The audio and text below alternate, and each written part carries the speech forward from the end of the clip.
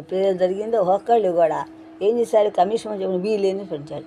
1968 ప్రాంతం నుండి సాయంకంగా వినబడినటువంటి గిరిజన ప్రాంతాల్లో ఉపాధ్యాయులుగా పనిచేసిన రామం ఆదిపట్ల, కైలాసం, వెంపట, సత్యము వంటి అనేక మంది గిరిజనులు గిరిజనుల యొక్క సంఘాలు ప్రారంభించారు. భూస్వామ్యం, షావుకారుల దోపిడీ నుండి గిరిజనులను కాపాడి వారి చైతన్యం చేయడానికి ఉపాధ్యాయులు ప్రారంభించిన ప్రయత్నాలు క్రమక్రమంగా గిరిజన ఉద్యమానికి పునాదులు వేశాయి. ఎప్పుడైతే పునాదులు వేశాయో గిరిజన ఉద్యమానికి 1948 నుంచి 51 మధ్యకాలంలో కమ్యూనిస్టు పార్టీ నిర్వహించినటువంటి సాయుధ రైతాంగ పోరాటం ఈ ఉద్యమానికి సిద్ధాంత పోరాట నేపథ్యాన్ని చేకూర్చింది. ఏ నేపథ్యం? ఉద్యమానికి సాయుధ రైతాంగ పోరాటం ఈ ఉద్యమానికి సిద్ధాంత పోరాట నేపథ్యాన్ని చేకూర్చింది.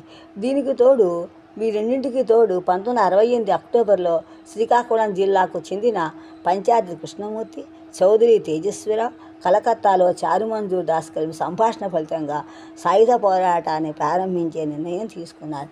1969లో గరుడభద్ర గ్రామంలో ఈ విష్ణు విప్లవకారులు మొదటి దాడి జరిగింది. ఇప్పుడు అంతేకాకుండా ఆ తర్వాత అనేక దాడులతో శ్రీకాకుళం గిరిజన ఉద్యమం ఆంధ్ర ప్రాంత రాజకీయాలకు కొత్త అధ్యాయాన్ని సృష్టించింది. శ్రీకాకుళ సాయుధ పోరాటం ప్రేరణతో 1970లో విప్లవ రచయితల సంఘం విరసం ఏర్పరిచింది. దిగంబర కవుల నుండి భయపడిన కొందరు వరంగల్ తిరుగుబడి కవులు, తిరుపతి విప్లవ రచయితల సమితి, అభ్యుదయ రచయితల సంఘంలోని ఒకరిద్దరు కలిపి ఏర్పడిన విప్లవ రచయితల సంఘం 1972లో సాయుధ గుంటూరులో పైగంబర కవులుగా కొందరు అన్నారు. విలసన మొట్టమొదటి సభలో జంజం కవిత సంకలనం వెలువడింది. ప్రభుత్వం దాన్ని నిషేధించింది.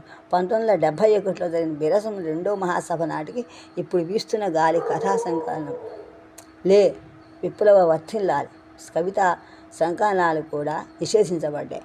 మార్క్స్ కవితా సంఘం, మార్క్స్ కవితా సంకలనం, ప్రచురణకర్త పెండ్యాల కిషన్రావును పోలీసులు మార్చి 1971లో అరెస్ట్ చేశారు. ప్రచురణకర్త పెండ్యాల కిషన్రావును పోలీసులు మార్చి 1971లో అరెస్ట్ చేశారు. ఈ 2 నెలల పాటు జైల్లో పెట్టారు ఆయన. ఆ తర్వాత సికింద్రాబాదు కొట్ట కేసులో 1974లో రాజకీయ కార్యకర్తలతో పాటు కేవీ రమణారెడ్డి, వరవరరావు, త్రిపుర